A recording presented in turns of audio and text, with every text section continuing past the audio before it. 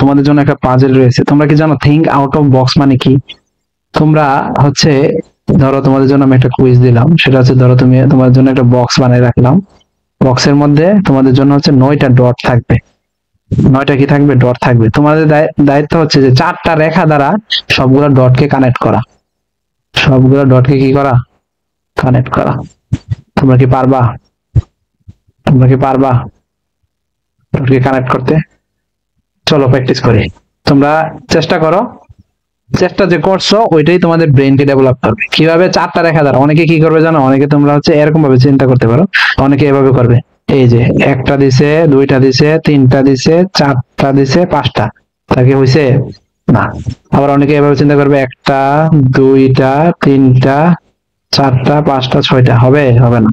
এবার আসো, অনেকে চিন্তা করবে এভাবে, একটা, দুইটা, তিনটা, চারটা, পাঁচটা, হবে? হবে না।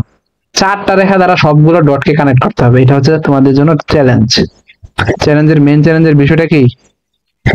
এই যে সবগুলো রেখা ডটকে কি করতে হবে? 4টা রেখা দ্বারা কানেক্ট করতে হবে। সবাই একটু চেষ্টা করো, খাতার মধ্যে এটা উঠাও। না পারলে আমি তো করে দিব, আর যারা চেষ্টা করেছো অলরেডি, হ্যাঁ, তারা দেখো, যারা একদম পারতেছে না, চলো এটা সমাধান করি। প্রথম তোমরা হচ্ছে এখান থেকে শুরু করবা। এই দেখো, একটা, দাঁড়াও দাঁড়াও দাঁড়াও, অন্য কালে, হ্যাঁ দাঁড়াও, এই ধরো একটা দিলাম, রেখা দিলাম, তো একটা দিলাম। এই যে দুইটা রেখা দিলাম, দিলাম তো, দুইটা রেখা দিলাম। তিনটা রেখা দিলাম, দিলাম তো। চারটা রেখা দিলাম, দেখছো? 4টা রেখা দ্বারা সবগুলো ডট আবদ্ধ হয়েছে।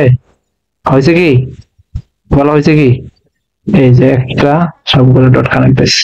দেখো, আশা করি বুঝতে পারছি, আশা করি বুঝতে পারছি। তাহলে নিজেকে চেষ্টা করবে বাড়িতে, আর অন্যদের জন্য অন্যদেরকে দেখাবা যে তুমি কিভাবে পারছো না পারছো, মেধাকে ছড়িয়ে দিবা। আর আউট অফ দা বক্স চিন্তা করবা। দেখো, তুমি যদি বক্সের বাইরে চিন্তা করতে তাহলে কিন্তু তোমরা পারতা। ধরো এই বক্সটা নাই, তখন কিন্তু তোমরা ইজিলি পারতা না। বক্সটা দেওয়ার কারণে তোমাদের সমস্যা হয়েছে, তাই তো?